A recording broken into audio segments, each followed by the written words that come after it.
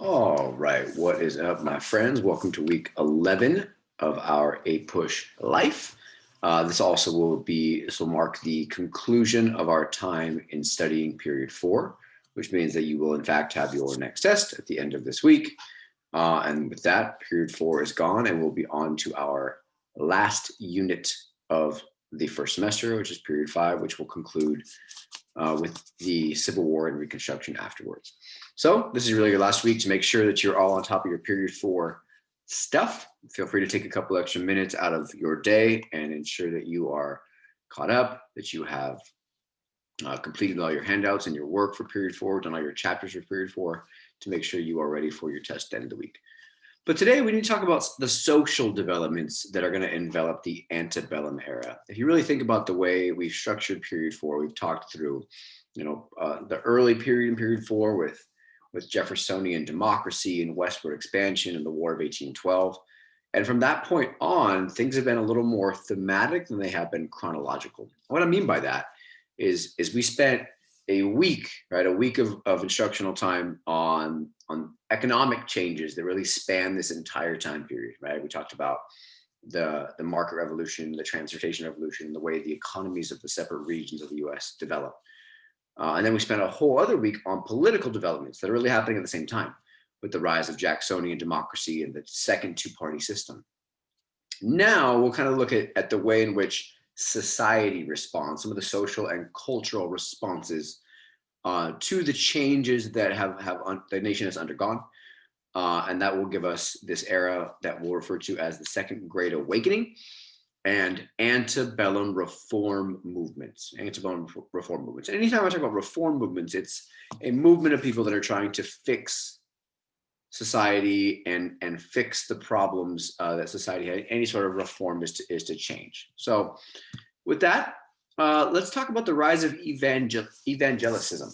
By the early 1800s, we've seen the end of established churches, meaning like state-sponsored religion, in which every taxpayer in the state pays a tax for that state's church. Right? We've broken down this barrier between church and state, and it really leads to the growth of a whole bunch of new denominations of Christianity. This really is one of the consequences of the First Great Awakening, in which we start challenging established religious authority and establishing new denominations of Christianity there. It's also going to be an outcome of the American Revolution and this desire to create a society that's not like England's. But with the end of established churches, we also see church membership dwindling. In the early 19th century, church membership is low, far lower than it was at the Revolutionary War era. So fewer people are going to church, and it's declining, which means it's low and getting lower. And we're going to see, as a response to this, society attempt to revive religion, to make religion more exciting again. This new era of evangelists in the early 1800s are going to lead religious revivals that are going to look really similar to the First Great Awakening's revivals, right? Like outdoors and trying to attract people and making religion more exciting. They're going to use these mass appeal techniques. And one of the real important things that comes out of the Second Great Awakening that I really want you to note is a belief in self-improvement, meaning a belief that people can improve themselves and thus people united together can improve society. So the First Great Awakening focuses on a personal relationship with God, certainly. The Second Great Awakening focuses instead on improvement and making the world around you a better place, and striving to be more Jesus Christ-like in your actions, which is why the Second Great Awakening is going to lead to so many of these reform movements that we're going to see take place here as a consequence, right? As I already discussed, we've seen this separation of church and state, which leads to more religious opportunity. And I want to know that this idea of like democratizing church, that getting more denominations and trying to reach people and getting more excited and having rallies and public, using mass appeal and using the media is going to actually be very similar to what's happening in Jacksonian politics, right? Trying to use appeal to reach people in the press and the like. So a lot of these developments in period 4 are really playing off of each other, right? Both of these things, like Jacksonian politics and the rise of evangelicism, are only possible because of the rise of mass media as a consequence of the market revolution and transportation and all these things. So a lot of these things are really interconnected and interwoven with each other. So the Second Great Awakening is going to look somewhat similar to the first, but it's important to note the similarities and differences. Is going to be a Protestant revivalist period of time, really from the late 1790s. It doesn't really get cracking until the late 1810s and 1820s into the 1830s. And it's going to be grounded in this belief of everybody should have an opportunity for salvation. Whoever you are should have a chance to come to church, to get excited, to do your thing, to commit yourself to Christianity.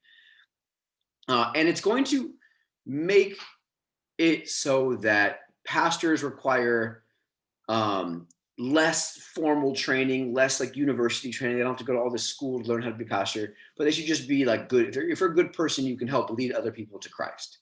The Second Great Awakening is going to rely on emotionalism, much like the first, of appealing to the listener's emotions, appealing to people's fears about being damned to hell. You probably remember from one of the first weeks of class when I read to you the sermon, Sinners in the Hands of an Angry God, right? A lot of those themes will be similar to an extent, of using people's fears of the world unknown to encourage them to live a more Christ-like life.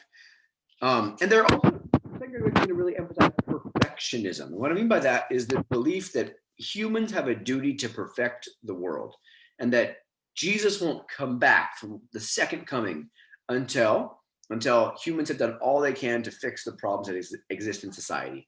And it's this perfectionism, this emphasis that humans have free will, and we should use our free will, our decision making, to make better choices and better the world around us, that's going to lead the Second Great Awakening directly to reform movements.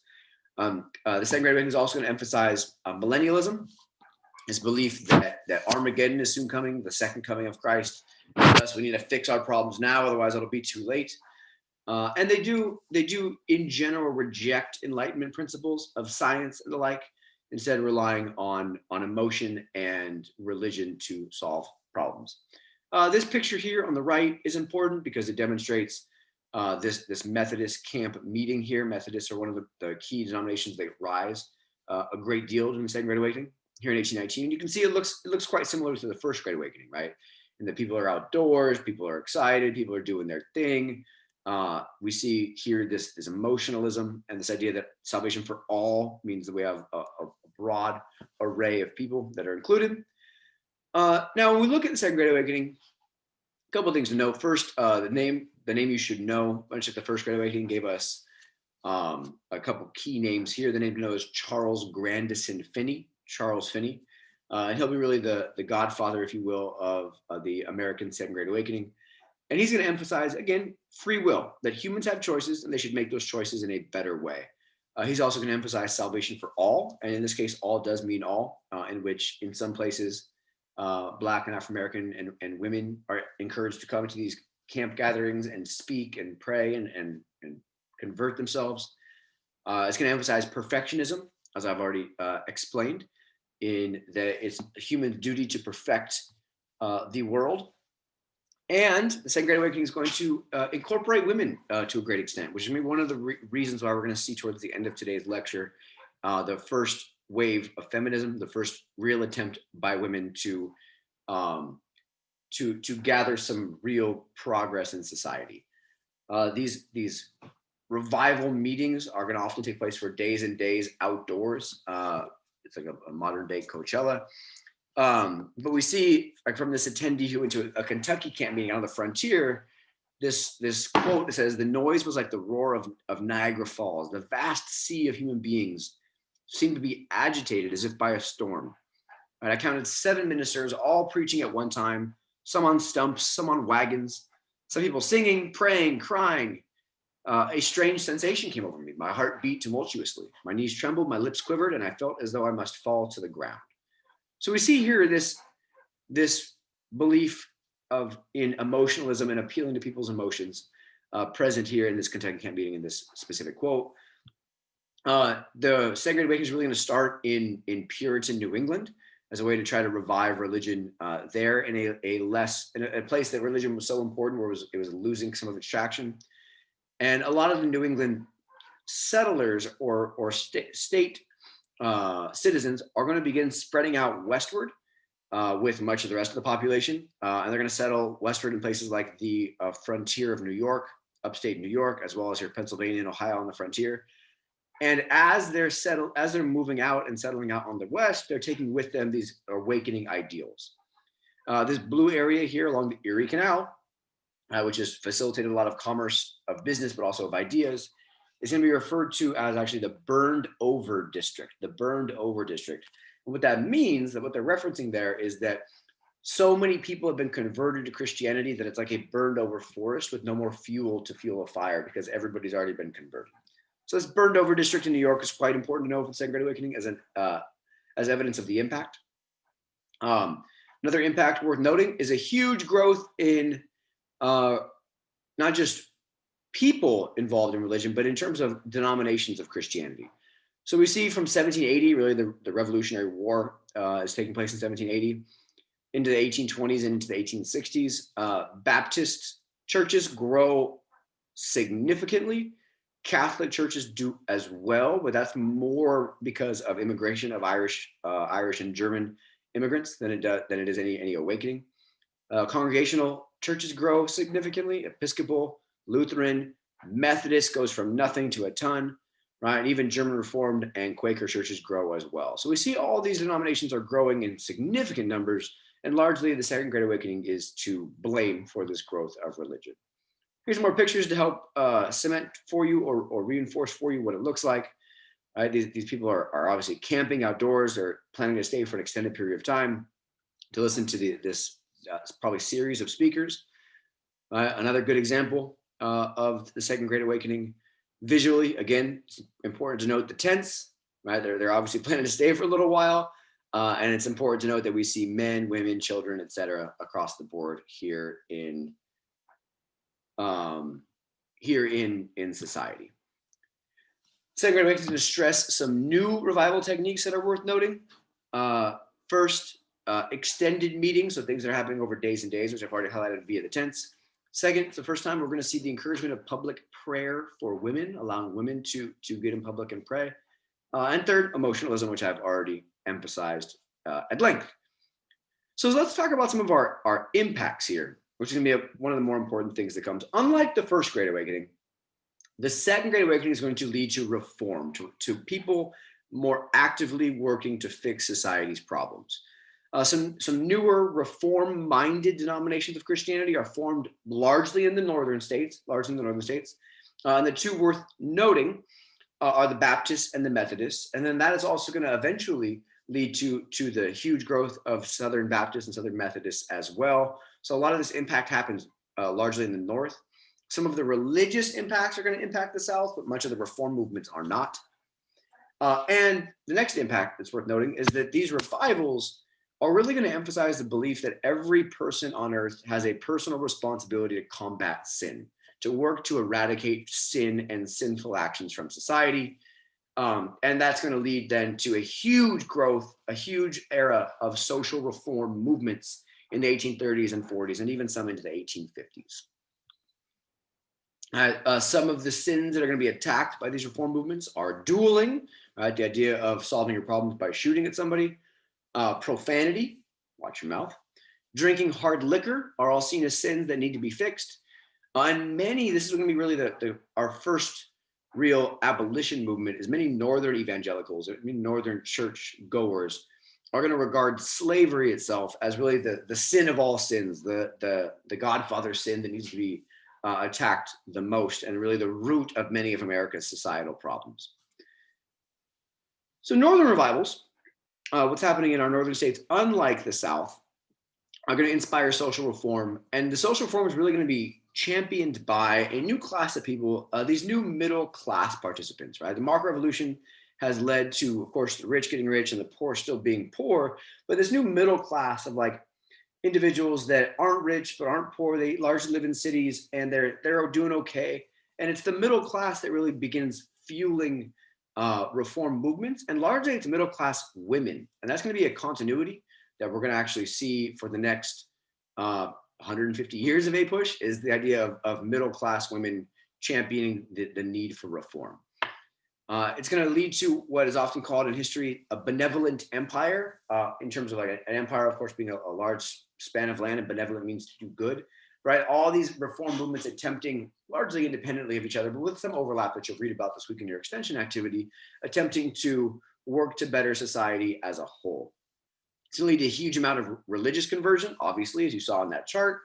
It's going to lead to a morality conversion. Morality crusaders, people that are working to make America a more morally upstanding place by attacking prostitution and gambling and slavery. And it's also going to lead quite significantly to temperance advocates. Arguably, the most influential and important movement for reform in this era is the movement against alcohol. Temperance advocates working to end alcohol abuse. The organization you should note here is the American Temperance Society, which is an organization, of course, formed to fight the evils of alcohol abuse. And the leader of that is going to be a pretty important name going forward from a pretty important family named Lyman Beecher. Lyman Beecher, who is, of course, a Second Great Awakening preacher, turned as well temperance advocate, who's actually, his kids are going to have a pretty significant role in reform movements as well. So Lyman Beecher is worth noting as a member of the American Temperance Society, hoping to end alcohol abuse. It also gives us, the Great Awakening gives us this fantastic political cartoon that I love so much, that is, of course, titled The Drunkard's Progress from the First Sip to the Grave. I'm sorry, from the first glass to the grave. I lied there. All right. And this argument is going to show that you start, step one is just a glass with a friend, right? It's all good. But next thing you know, you're having a glass to keep the cold out, then a glass too much, having a little one too many there, my brother. Step four is drunk and riotous. You're getting violent and hitting people with your cane. Step five, the summit is attained. Everybody's jolly and happy, right? A confirmed drunkard, you're doing your thing. Step six is poverty and disease, as you're now off the upswing and now onto the downswing. Step seven, you're forsaken, you're left by your friends. Step eight is desperation and crime, as you're now committing crimes to maintain your alcohol addiction. And step nine is death by suicide. So that escalates quickly and then de-escalates quite quickly. But this is here published in the 1840s, and then leaving behind this mother and small child because of your drinking habits. So like, this type of rhetoric is being used to argue against alcohol use by centering the woman and the child as the reason why we should be making society more moral of a place.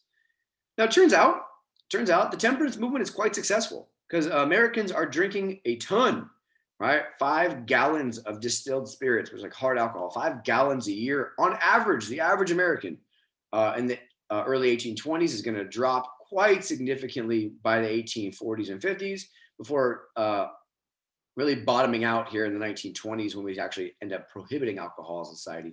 But we'll get there when we get there. So we can make a pretty clear statement with this evidence here that the temperance movement is quite successful and worth celebrating as a success in terms of a movement that gets what they want. We also see educational reform, which is incredibly noteworthy and really the beginnings of public education in America. The name to know here is Horace Mann. He's from Massachusetts and is really the godfather, if you will. I'm going to keep using that word for reform movements because there's a lot of like, founding fathers and mothers here, if you will. Horace Mann is really the architect of Massachusetts public schools as Massachusetts begins enacting for the first time taxpayer-funded public schools for the primary level across the board. And these education reforms are going to really center on Enlightenment philosophy. And this Enlightenment philosophy, this belief that every human is a blank slate, that whoever you are, everybody has the capability of learning. Everybody starts with a blank slate, and it's what we do with the person from there that really is what matters. It's going to rely on the political philosophy and the need to have, back like the Jeffersonian era, belief in civic virtue, that people need to do the right thing, and they'll do the right thing by being informed, and they'll be informed by having better education. But education reform is also going to be really fueled by socioeconomic factors. As early industrialization is going to lead to a lot of child labor, and society will respond to that by arguing instead that having our kids work in factories is probably not good for society. Maybe they should be in school instead. So we started seeing a huge growth in education. led by individuals like Horace Mann. And this ends up being a pretty big opening for women to embrace roles in education. Catherine Beecher, daughter of Lyman Beecher, who we just talked about for temperance, ends up being a huge advocate for education. The idea of kindergarten starts here. The idea of using education to learn about things more than just math, science, Latin, and the like, but physical education and music education, to use education to enrich people's lives. Emma Willard is going to be a big arguer for educating women on a more formal basis. And Elizabeth Blackwell, as a woman, is going to be an early advocate for formalizing medical school in terms of like maybe our doctors need to be like actually learning about the human body instead of just practicing some witch doctor nonsense. And one other really key thing to note is Oberlin College. Oberlin College in Oberlin, Ohio, right over the Ohio River from Kentucky, where slavery is allowed, is a pretty noteworthy place in that they're going to allow Black people, white people, males, females to be educated together in a place that ends up kind of being the hotbed, the real launch point for a lot of other reform movements. Okay, so that's education. The next really important reform of the era is asylum reform, prison reform. We see this belief and this is really kind of one of the places in which I think our society's gone the farthest away from what things were intended. But we're going to start building a bunch of prisons and asylums and poorhouses for people, not because of wanting to separate them from society, but instead the real reason for asylum reform and prison reform in the time is to believe that everybody can get better. And the prison system is originally designed to allow for rehabilitation, for people to learn from their mistakes, to learn how to be better, and thus get back into a more successful version of themselves in society. We've obviously gone away from that quite a bit in our society in the last forever, but that's really the intention here in the antebellum reform era. The most famous asylum reformer to know here is also a woman, which emphasizes this continuity of women being involved in these reform movements. Her name is Dorothy Dix.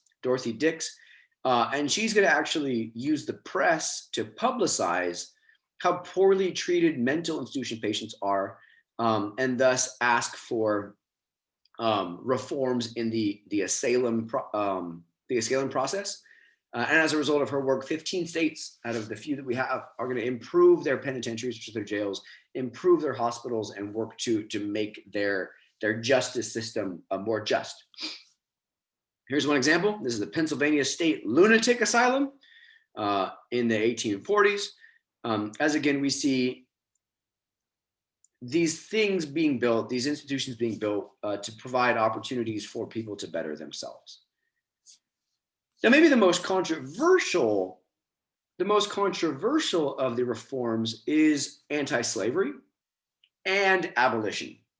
Now, you might be asking, aren't they the same? No, not really. Because the abolition movement is going to be working to abolish slavery immediately and allow former slaves to become part of American society, whereas anti-slavery is going to be instead like the idea that like slavery is bad, but also so is racial justice, so we don't really know what to do. So abolitionism and anti-slavery are going to start playing a pretty big role in society, really beginning in the 1830s, and that's only going to increase by the 1840s and 1850s, leading eventually to the Civil War in 1860. It's going to be caused by Enlightenment-based principles of the ideas that the Enlightenment argued that every human deserves basic rights and thus shouldn't be owned by another human, as well as the Second Great Awakening that slavery is a sin and thus should be eradicated because sins are bad. The arguments against slavery are both religious and ideological, in that slavery is a sin and that should be solved from a religious standpoint, but also it's a violation of natural rights. So therefore, from a logical, political standpoint, it should be eradicated. And early in this process, we're going to see the most influential argument against slavery. The solution is actually going to be colonization. The American Colonization Society is founded in 1816, as founded by like Quakers who are anti-slavery, abolitionists, former Upper South slave owners who have moved on from slavery. Henry Clay and James Monroe will be early advocates for colonization. And they're actually going to set up a whole country in Africa called Liberia. Liberia, of course, the root word, same as liberty, freedom. The capital of Liberia to this day is Monrovia, named after the president at the time, James Monroe. And their argument is that slavery is bad, but Black people and white people can't coexist in society. So we're going to end slavery gradually over time by sending former slaves back to Africa so they can establish their own society there. Now, of course, nobody asked the slaves or the former slaves if they, in fact, wanted to go to Africa. And this is a very white-centered solution to the problem. And it's important to note the problems with this idea, but it does demonstrate the beginning approach to what becomes abolition and anti-slavery. Right, we see these types of propaganda pieces being published, like Freedom to Africa, right, to go back and break the shackles of slavery. And the society itself ends up being decently influential, but it fades away by the 1830s and 40s because it's replaced by a much more aggressive and radical form of abolitionism. Now, beginning in the 1840s and into the 1850s, we're starting to see former slaves who either escaped or bought their freedom or found a way or were freed by their owners upon the owner's death, for example. But former slaves using their experience in slavery to become strong advocates against slavery, obviously. We'll spend more time on this at the very beginning of period 5, but it's worth knowing as one consequence of the Second Great Awakening here.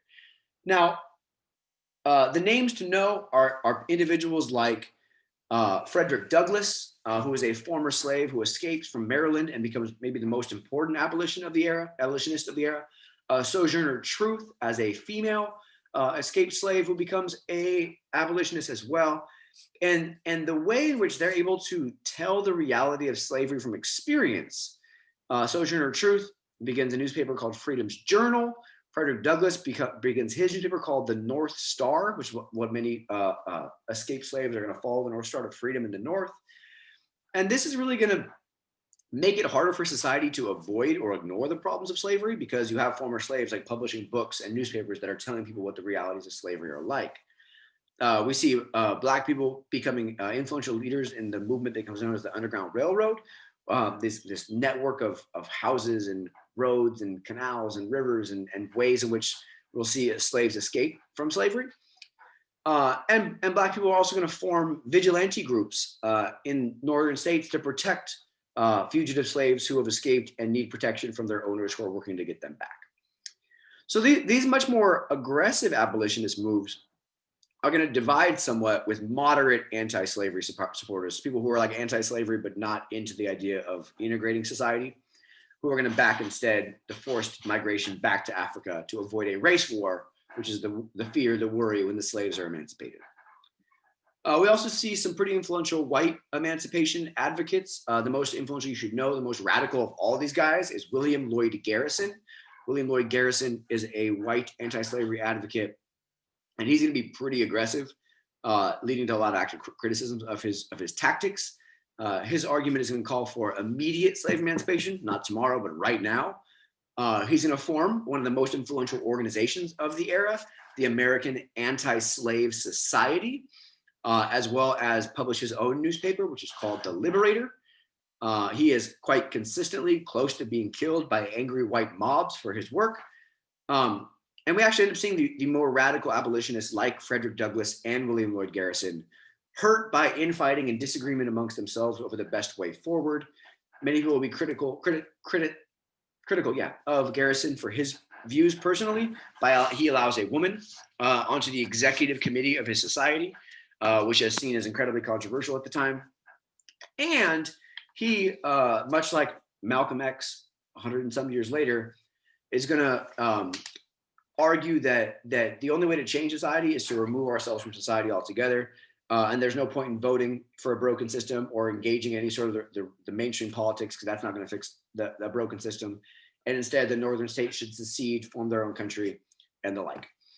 Some abolitionists are going to actually break off themselves and form the Liberty Party, a first political party that's going to argue against slavery. So we're starting to see these movements start to gain some traction via societies and political routes. Both are important. And abolitionism is going to end up being a pretty hot button issue for our next couple weeks of class. This fantastic propaganda or political cartoon piece is also worth noting, as we see here, a great line: "The friends of humanity laying the axe to the Upas tree of slavery, which is ever loaded with the sum of all villainies." And we see these men uh, chopping down the tree of slavery. Right? And the roots of the tree of slavery are avarice and injustice. And in this tree, and we see the chains and the snake, which of course is a little biblical reference to Adam and Eve, are the sins of violence and vice and brutality and lust and robbery and treachery and villainy and rape and adultery and death and murder and so forth. So the argument that's present here is that removing slavery from society also then removes many of the other problems that could potentially exist. So that's abolition and really the roots there. We'll circle back to it in our first lecture in period 5 as well, in terms of the slave experience and the way slavery expands and becomes a more controversial political issue. But this is important, slavery here as a social issue that's trying to be dealt with by Second Great Awakening reformers. The last thing to note for today is women. Women are going to play a huge role in a lot of these reform movements, which is going to lead women to begin looking around like, wait, if we're trying to fix all these other problems in society, what about fixing our place in society? Right? In the 19th century, the world is still a man's world, but women in America have a better status, a better societal situation than do Europe. Women are still, however, in America seen as the submerged sex, as the lower of the two. But we're beginning to see women, for example, avoiding marriage, right? 10% of women in society are choosing just to not get married by 1860, which is a step in the right direction. We talked last class or 2 classes ago about the Lowell girls and the Margaret Revolution and women working out of the house. But of course, the cult of domesticity is a response to that. But 1800s America is still going to really emphasize gender differences, right? Because the economy is going to largely separate men and women, men into the working sphere, women into the domestic sphere. The home becomes really emphasized in society as a woman's special sphere. This idea of separate spheres is one of the important social ramifications and consequences here of the Antebellum era. And the woman's home being a special sphere really is the centerpiece of something that I talked about a couple weeks ago, the cult of domesticity, which is really important for this era. The cult of domesticity of women making the home their own, running the home, and really working to instill values onto their families. But evangelism is going to bring changes to white middle-class families as well. We see a heavier emphasis on child rearing, on raising kids in preparation for a Christian life, which is going to lead to more children-centered families, fewer children so that kids can get more attention. Wives become embracing of a role of companionship as opposed to servanthood for their husbands. So women in the domestic sphere are elevating their own status. And even the cult of domesticity, which might seem like a step in the wrong direction today, and sure, it does help redefine women's roles. It's really like the next level of Republican motherhood, of not just working to make sure your kids are educated and informed, but also like really good people with good ethics and good values and good character. So all of that is kind of our context for women's changes, right? But legally still, the husbands are in fact the unchallenged head of household. But as more and more men are leaving the home to work, like in factories and elsewhere, the ideas of virtue, of raising good quality kids become much more important for women to instill in their own children as well. We see a pretty big number of a pretty big drop in the number of kids families are having, dropping 25% in the first half of the 1800s, as families become increasingly aware of the resources necessary to raise a child, the reality that you don't need to have 12 kids to work on the farm, and instead you should raise good kids, and having 12 makes that challenging. So that ends up being one of the consequences here of these changes as well. But women aren't happy with these changes. They want more, as they should. And that's going to lead to first wave feminism and the first real organized women's rights movement. It's going to be championed by a couple important names. Women like Margaret Fuller. Margaret Fuller is a good name, who publishes a book Woman in the 19th century, who argues that women should be taught self-dependence, to depend on no man. Women should be given access to intellectual and religious freedom, just like men are. And her argument is that there's no such thing as a fully masculine man or a purely feminine woman, but instead there's just humans that should be allowed space to operate as they wish in society. She's the first name to know. She's awesome. The Grimke sisters are also freaking awesome. Angela and Sarah Grimke are two important names in that they are both from the South, who grew up in a slaveholding family. Obviously, they're sisters. And they leave the South. They criticize slavery aggressively, even though they grew up with the benefits of slavery, and also become huge advocates for women's rights. And they're going to publish in their letter on the condition of women that men and women are equal. Whatever's right for a man is right for a woman. And the next piece, which is also cool, I seek no favors. I don't want any favors for being a woman. I surrender not our claim to equality. All I ask of our brethren is that they will take their feet from off our necks and permit us to stand upright on that ground which God destined us to. Pretty cool text, pretty cool perspective from the Grimke sisters. And maybe the most important name to know for first wave feminism is Elizabeth Cady Stanton, who for the next 20, 30 years will be a champion for women's rights, asking for women to have the right to vote and equality in society. Elizabeth Cady Stanton is as influential as it gets. And you can, of course, read this as you please. So really what launches the women's rights movement is involvement in abolition. Women get quite involved in the abolition movement. And in doing so, they realize that, like, even in this movement for change, they're still looked at as second-class citizens. That really increases their awareness of women's inequality. And as a consequence of this, two names, Lucretia Mott, as well as Elizabeth Cady Stanton, who I already mentioned, are going to organize the first feminist national convention, national meeting. And they're going to call for women everywhere and their male allies to come to Seneca Falls in New York for what becomes known as the Seneca Falls Convention in 1848. And their demands are quite simple. Right? They demand the right to vote, and they reject the cult of domesticity, the idea of separate spheres, separate roles, a male role and a female role. They reject that in favor of total gender inequality, total gender equality. Really, for 1848, it's a pretty revolutionary demand, and I respect the hell out of it. It's pretty cool. This depiction of Seneca Falls shows these women centered on the stage, making their speeches, making their claims, making their demands for society to accept them as equals. And they're going to actually publish a Declaration of Sentiments, the Seneca Falls Declaration of Sentiments, which is going to look very, very, very, very similar to the Declaration of Independence, but it inserts women after men at every turn. Right? Men and women are created equal and thus should be given equal access, equal rights, etc. So this Seneca Falls Convention really is the apex of women's first wave feminism. They, of course, do not earn the right to vote, but it does demonstrate that women will not be happy or that it happens in 1848 is one of the key reasons why 1848 marks the end of period 4. Really, it's the conclusion of this era of reform. Now, some reformers, some groups are going to get tired of trying to change society, realizing that society is being very resistant, very reluctant to change. And they're going to actually look to make their own perfect societies outside of Main Street society and what become known as utopian communities. So some of these people get tired of trying to fix society, so they just leave society and make their own society.